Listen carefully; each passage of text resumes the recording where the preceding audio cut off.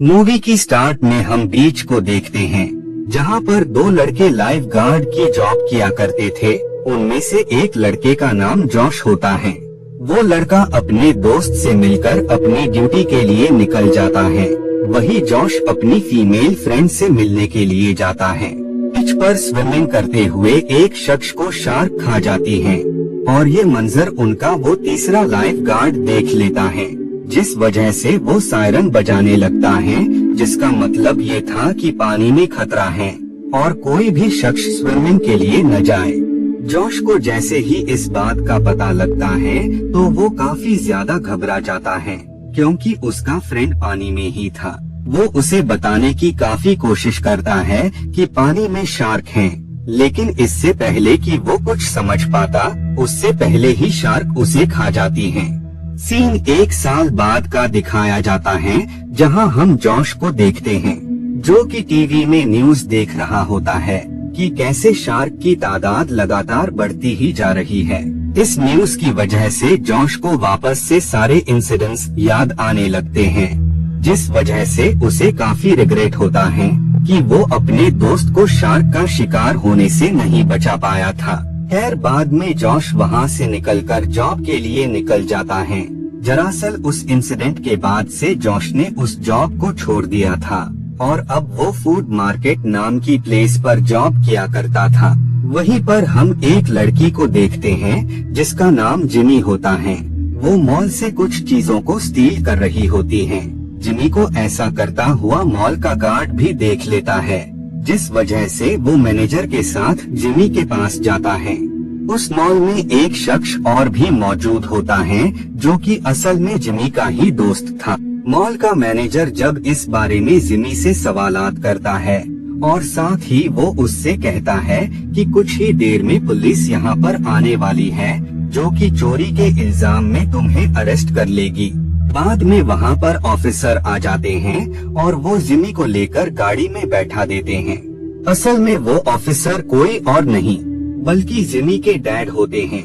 वही parking area में हम एक कपल को देखते हैं, जिनके पास उनका प्यारा सा डॉग भी होता है। वही पार्किंग एरिया में हम 2 थीव्स को देखते हैं, जो कि पूरे मॉल को लूटने के इरादे से आए थे।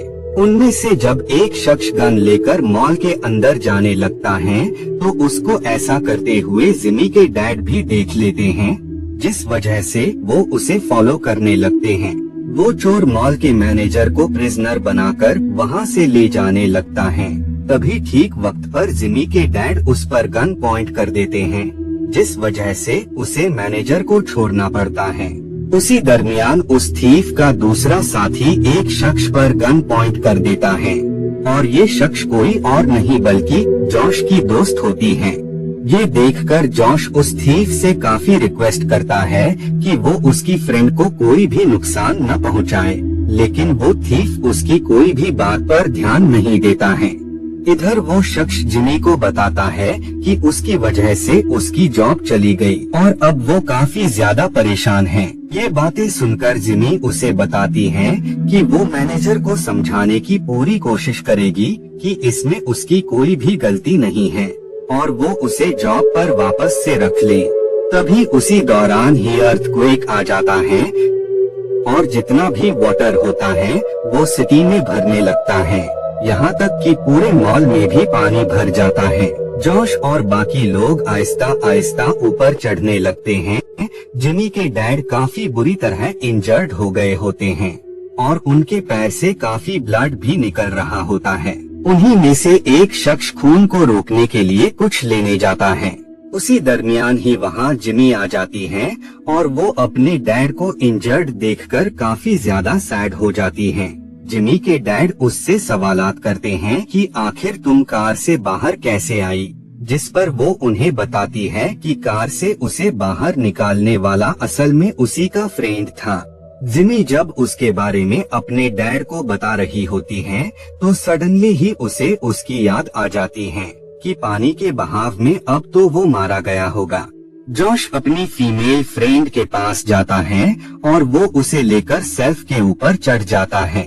इधर कार में वो दोनों कपल फंसे हुए थे उन दोनों को ही इस बात का डर होता है कि पानी किसी भी वक्त कार के अंदर आ सकता है और उन्होंने जल्द ही कुछ न किया तो वो मारे जाएंगे। वहीं पर जॉश का जो फ्रेंड होता है वो एक टूल की हेल्प से गाड़ी का ग्लास ब्रेक कर देता है और वो किसी तरह वहाँ से बाहर आ जाता है। इधर मॉल में एक शख्स चोर के साथी को लेकर शेल्फ में चढ़ा देता है। जितने भी लोग होते हैं वो सब शेल्फ के ऊपर आ गए होते हैं। उन सभी में इस बात का खौफ होता है कि आहिस्ता आहिस्ता पानी ऊपर आता जाएगा, जिसके चलते हो सकता है कि वो लोग मर भी जाएं। इसीलिए वो लोग जल्द से जल्द उस प्लेस से निकलने का डिसाइड करते हैं। जॉश अपने साथी के साथ उस मॉल से बाहर निकलने का वे ढूंढने लगता है और इधर वो गार्ड मॉल के दूसरे वे की सर्च कर रहे होते हैं। उसी दरमियान ही जॉश को पानी में किसी डेंजरस जायंट के होने का एहसास होता है, जिस वजह से वो बाकी लोगों को पानी से जल्द बाहर निकलने का कहता है। जॉश की बात सुनकर सारे ही लोग पानी से निकलकर सेल्फ में आ जाते हैं, लेकिन जब गार्ड ऊपर आने की कोशिश कर रहा होता है तो उसी पल ही शार्क उस पर अटैक कर देती है और वो उसे मारकर खा जाती है। इतनी बड़ी शार्क को देखकर सब लोग काफी ज्यादा डर जाते हैं, क्योंकि उन्हें अब फील होने लगा था कि अगर वो जल्द से जल्द बाहर नहीं निकले तो वो सच में ही मारे जाएंगे। इधर वो कपल भी उस शार्क को देख लेते हैं कि वो बेहद ही जायंट और खतरनाक है। उसी दरमियान ही शार्क विंडो पर अटैक कर देती है, जिससे ग्लास ब्रेक होने लगता है। उस शार्क ने उन्हें नोटिस कर लिया होता है और अब वो किसी भी तरह से उन्हें बस खाना चाहती थी। इधर वो शार्क गार्ड को मारने के बाद उन लोगों के आसपास गोल गोल घूमने लगती है। जिमी को समझ नहीं आ रहा होता है कि शार्क ऐसा बिहेव किस वजह से कर रही है, जिस पर वो उसे बताता है कि शार्क तभी ऐसा करती है जब वो अपने शिकार पर हमला कर उसे खाने वाली हो।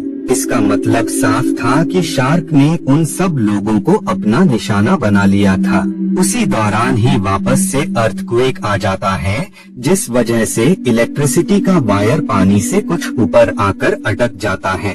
उस वायर में करंट फ्लो हो रहा होता है और सब जगह पानी भरा हुआ था। इसका मतलब साफ होता है कि उन्होंने जल्द ही कुछ न किया या मेन स्विच को बंद न किया गया तो वो मारे जाएंगे। जॉश ये डिसाइड करता है कि वो मेन स्विच को जाकर बंद कर देगा, जिससे करंट फ्लो नहीं होगा और वो लोग बच जाएंगे। लेकिन अब क्योंकि जॉश इंजर्ड होता है, जिस वजह से उसकी बॉडी से ब्लड निकल रहा होता है, इसीलिए उसकी फीमेल फ्रेंड उसे पानी में उतरने के लिए मना करने लगती है, क्योंकि ब्लड की स्मेल की वजह से शार्क जॉश को मार सकती है। इसीलिए उनमें मौजूद एक शख्स पानी में उतरने का डिसाइड करता है और इसके लिए वो मॉल में मौजूद सामान का यूज कर एक शील्ड बनाता है और साथ ही सांस लेने के लिए पाइप का यूज करता है। जिसके बाद वो पानी में उतर जाता है। वो शार्क उस शख्स के करीब आकर वहाँ से निकल जाती है और वो उस शख्स को बिल्कुल भी नुकसान नहीं पहुँचाती है। खैर बाद में वो शख्स स्विच के करीब आ जाता है, लेकिन अब एक प्रॉब्लम हो जाती है। उसका जो पाइप होता है वो कम पड़ जाता है, जिसके चलते वो उस पाइप को हटा देता है और स्विच को ऑफ कर देता है। बाद में जब वो सांस लेने के लिए ऊपर आने की कोशिश करने लगता है, लेकिन उसकी जो शील्ड होती है वो इतनी ज्यादा भारी होती है कि वो ऊपर आ ही नहीं पाता है और वो डूबकर मारा जाता है। इधर वो मॉल में जॉब करने वाला शख्स उन लोगों की हेल्प करने के लिए पानी में कटे हुए हाथ को डाल देता है, जिससे शार्क उस कटे हुए हाथ की तरफ जाने लगती है, जिस वजह से उस कपल को वहां से भागने का मौका मिल जाता है। और जब वो स्विम करके आगे बढ़ रहे होते हैं तो उसी दरमियान ही शार्क वापस से उनकी तरफ बढ़ने लगती है, जिस वजह से वो अपने डॉग को दूसरी तरफ फेंक देते हैं, जिससे शार्क दोबारा से उनका पीछा छोड़कर डॉग के पास जाने लगती है। इधर वो लोग रोप की हेल्प से विंडो के जरिए बाहर जाने का डिसाइड करते हैं, जिसके चलते वो रोप को वहां फंसा देते हैं।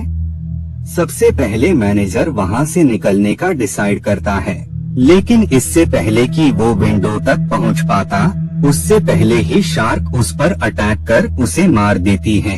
इधर वो शख्स गलती से पानी में गिर जाता है, जिस वजह से शार्क तेजी से उसकी तरफ बढ़ने लगती है।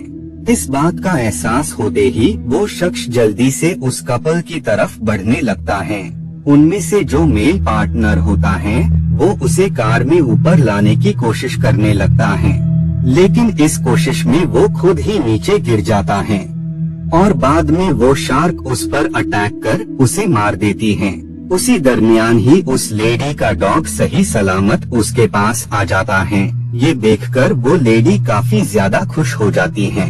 इधर वो थीफ सबको बताता है कि हुक के जरिए हम शार्क को कुछ देर तक रोक कर रख सकते हैं, जब तक कि सब लोग किसी महफूज जगह पर न चले जाएं।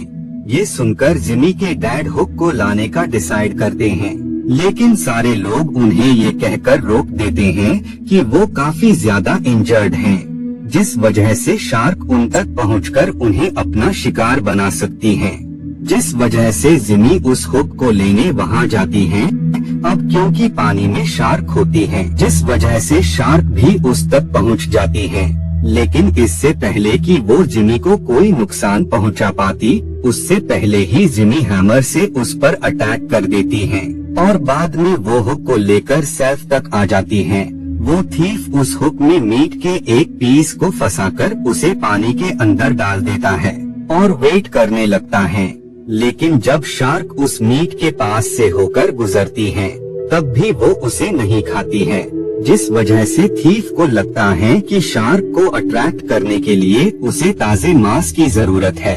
इसीलिए वो वहाँ पर मौजूद एक शख्स को शार्क का शिकार बनाने की कोशिश करता है, लेकिन इससे पहले ही उसका साथी उसे मार देता है और वो उसे ही शार्क का शिकार बना देता है।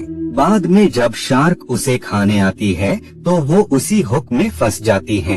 इधर वो शख्स हेल्प बुलाने के लिए रॉड से वहाँ पर आवाज करता है, जिस आवाज को जिमी नोटिस कर लेती है। उसे यकीन हो जाता है कि अभी भी उसका फ्रेंड अलाइव हो सकता है, इसीलिए जिमी नीचे जाने लगती है। उसके साथ ही जॉश भी चला जाता है।